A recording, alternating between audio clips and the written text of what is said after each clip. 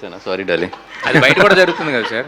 అక్కడ అమ్మాయికి ఆ రోజు షూట్ చేసేటప్పుడు అమ్మాయికి 1 or 2 ఫేవర్ అడగకూడదు, కానీ అది తప్పితే సినిమా డేట్ మార్చుకోవాల్సి వస్తుంది. నేను ఆ రోజు ఎందుకు అప్పటి వరకు చల్లగా ఉంది, ఆ రోజు ఫుల్ ఎండ మొత్తం.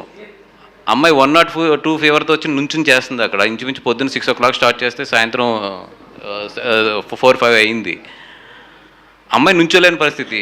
ఏం చేయాలి అక్కడ?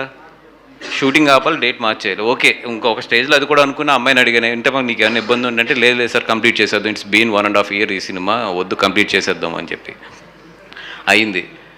తర్వాత విద్యు స్లోగా వచ్చి చెప్పాడు నాకు, నేను బయటకు వచ్చేసిన తర్వాత అన్న ఇంకొక 4 షాట్లు రూమ్లో మిగిలిపోయినాయి అని.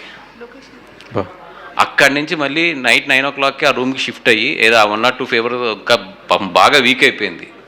వెళ్ళి అంటే మాకు నిజంగా కెమెరా పెడతాను కూడా విద్యు అన్నాడు, అన్న ఇంకేం లేదు, ఇంకోటి ఏం చేయలేమని, సినిమా ఫినిష్ చేయాలంతే. సినిమా ముందు ఇంక ఇవన్నీ కూడా మేము ఏం చేస్తామంటే పనంగా పెట్టి పని చేస్తాం అంతే. అది